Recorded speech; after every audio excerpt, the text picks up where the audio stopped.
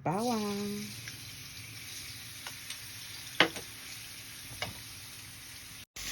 kamatis at sibuyas.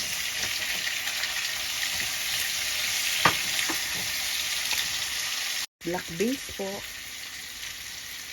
Minsan ganyan lang po siya. Lagyan ko po ng konting oyster sauce. Konti lang po. Ito na po ang piniritong tokwa.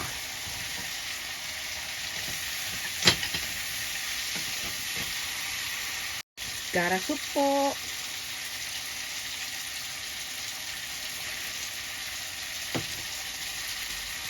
Lalagay ko na po ang tangkay ng kumatsuna.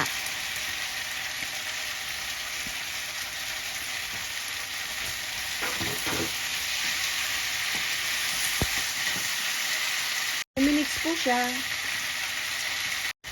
Ito na po.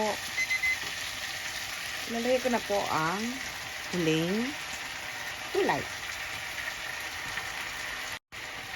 Halo-halo lang po ng konti. Lalagyan ko din po siya ng black pepper.